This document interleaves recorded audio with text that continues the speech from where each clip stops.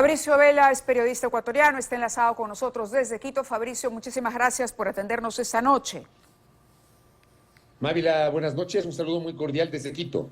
Muy bien, ha sido una sorpresa, algunos dicen un outsider, ya aparece en el firmamento ecuatoriano. Daniel Noboa es hijo de alguien que había postulado en varias ocasiones a la presidenta, una persona joven, un empresario. Él no se define necesariamente como derecha, pero los analistas consideran que es la opción frente al correísmo. Del resultado de estas elecciones, ¿cuál es tu lectura sobre lo que ha sido este proceso electoral y lo que podría ocurrir en el balotaje del próximo 15 de octubre?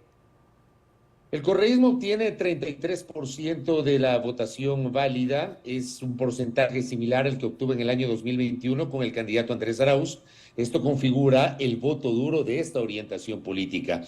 Lo de Daniel Noboa, así, sin lugar a dudas, es la sorpresa de este proceso electoral, más allá de que varias encuestas en la última semana y media ya lo ubicaba con una recuperación importante.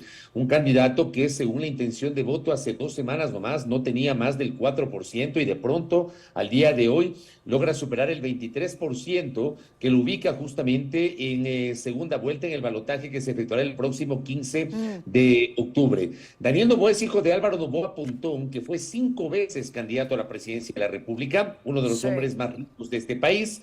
En 3 de esas 5 ocasiones, Álvaro Noboa llegó a la segunda vuelta electoral y perdió en el año 98, en el 2002 y en el 2006. De acuerdo. Ahora, no podemos dejar ni soslayar la situación que está viviendo Ecuador en este momento. Y el gran reto para el próximo presidente va a ser luchar contra el crimen organizado, la criminalidad organizada. Esta ha sido una campaña especialmente violenta. En los últimos 40 años no se había visto una cosa como la que hoy el mundo ha presenciado. Candidatos que iban a votar, el candidato Zurita ha ido, y lo hemos visto todos, con un chaleco antibalas. Vamos, rodeado de seguridad. Los cierres de las campañas tenían francotiradores. Es una cosa tremenda.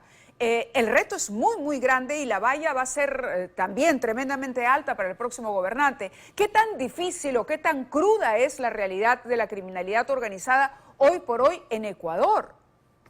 La situación es complicada y se ha agudizado en los últimos años, matizada justamente por el auge del crimen organizado que se ha tomado las cárceles y está disputándose el control del sistema carcelario, sobre lo que los últimos 2 gobiernos, tanto el de Lenín Moreno cuanto el de hoy, el de Guillermo Lasso, han sido incapaces, ineficaces y hasta torpes para enfrentar esta situación.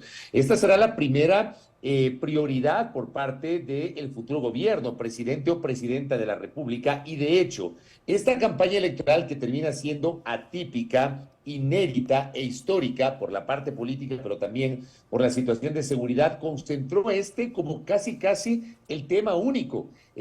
Una campaña monotemática en donde se habló mucho de seguridad. Creo que esa es la principal preocupación que tenemos los ecuatorianos. Yo ubicaría como segunda preocupación los temas del acceso a los medicamentos en los hospitales públicos y en un tercer lugar los temas de gestión que corresponden al Ejecutivo, es decir, el acceso a servicios públicos, porque acá en el Ecuador la situación es tan compleja que ni siquiera se puede sacar en el corto tiempo una cédula de ciudadanía o un pasaporte. La situación también de inversión pública en las carreteras, que es otro de los problemas que está enfrentando el actual gobierno y que tendrá que solucionar el próximo gobernante. ¿Qué está pasando con los trámites para la cédula de identidad y los pasaportes? ¿Cuánto tiempo te toma un pasaporte? Porque aquí tuvimos hace poco un problema similar. El tema es que, dicen las autoridades, esto viene acarreándose desde la pandemia del COVID-19. El tema es, para empezar, hay gente que no puede sacar los turnos a través del sistema telemático del registro civil.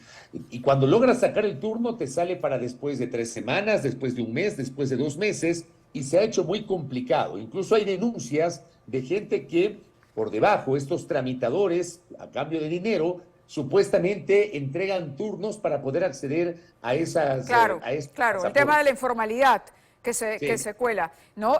Ahora, volviendo al tema de la violencia, tú decías, es sin duda el primer tema en la agenda. Las personas sienten temor en Ecuador, al margen del tema penitenciario. Ahí habrá que hacer, me imagino yo, una revolución en los penales para llegar a las cabezas de estas organizaciones. Pero esto tiene un vínculo directo con el narcotráfico. Y hay quienes dicen que Correa, durante el gobierno de Correa, es que se cedió prácticamente el control se dejó carta abierta en los puertos ecuatorianos para la exportación de droga. Y que ahí está el problema, porque sabemos que el narcotráfico tiene espaldas económicas anchas que permiten la penetración de este dinero en los grupos de poder y que hacen mucho más difícil pelear contra las organizaciones delincuenciales.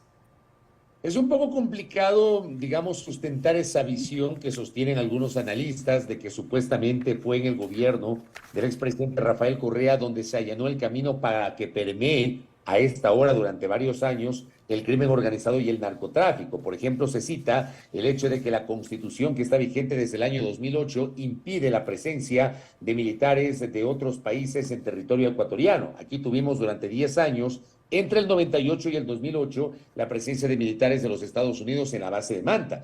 Pero si uno revisa las estadísticas, y esto lo sostienen incluso académicos que no tienen nada que ver con el correísmo, aseguran que durante buena parte o una parte del gobierno de Rafael Correa, ya sin la presencia de los militares de Estados Unidos en la base de Manta, se manejaron cifras muy interesantes de control de la seguridad. Ahora, en 2015, 2016 empiezan a evidenciarse problemas en el sistema carcelario. O sea, es una situación que lamentablemente el Estado no ha podido controlarla ya en el último tramo del gobierno de Correa, luego en el gobierno de Moreno, que no tomó nota de esta situación, y bueno, el presidente Lasso, que lamentablemente no ha tenido un plan de seguridad efectivo para enfrentar justamente esta crisis de seguridad. De acuerdo. Ahora, de cara al balotaje del 15 de octubre, ¿cómo crees tú se van a mover las fichas? La mayoría de analistas dicen que el correísmo va perdiendo espacio y que va a mantener ese 30%, pero que las otras fuerzas que participaron en la elección tendrían una proximidad mayor con Noboa. Termina siendo relativo. A ver, si yo ubico el resultado electoral, donde tengo un 33%, que es el voto duro del correísmo, un 23% de Daniel Noboa, y luego tengo un 16-17% del sector de Construye, que fue justamente la candidatura de Cristian Zurita, que yo lo ubico como un voto netamente emocional. La candidatura de Fernando Villavicencio era una candidatura, pero totalmente anticorreísta, o sea, era la antítesis del anticorreísmo. Pero no creo, al menos es una lectura que yo tengo, no creo que toda la votación que pudo haber recibido Cristian Zurita por este componente emocional, el asesinato de Villavicencio, el hartazgo con el clima de inseguridad, el miedo, etcétera, necesariamente esa votación vaya a migrar al candidato Noboa. Es probable que parte de esa votación termine anulando justamente su apoyo en la segunda vuelta electoral, por un lado. Por otro lado, a mí me parece que la gran interrogante son los sectores del centro hacia la izquierda del Ecuador. El movimiento indígena, los sectores ecologistas, los sectores ambientalistas, la comunidad LGBTIQ+, los colectivos de mujeres, etcétera, que tienen una visión del centro hacia la izquierda, pero con quienes durante los últimos tiempos el correísmo ha tenido ciertas confrontaciones. O sea, Rafael Correa lidera una organización política que se dice progresista, pero por ejemplo, él siempre se opuso al aborto en casos de violación y al matrimonio igualitario para las personas del mismo sexo. Entonces ahí hay también esta discusión. El gran reto del correísmo será aglutinar esos sectores del progresismo en torno a la candidatura de Luisa González, y para eso tendrá que flexibilizar de alguna manera su postura radical de los últimos tiempos. Muy bien, comienzan entonces las negociaciones de cara a la segunda vuelta. Te agradecemos este enlace, Fabricio, muy amable por atendernos, y te convocamos desde ya para poder conversar cuando se acerque el balotaje y por supuesto para evaluar los resultados. Gracias y buenas noches. Con el mayor gusto, buenas noches. Gracias, buenas noches. Vamos a una pausa y regresamos.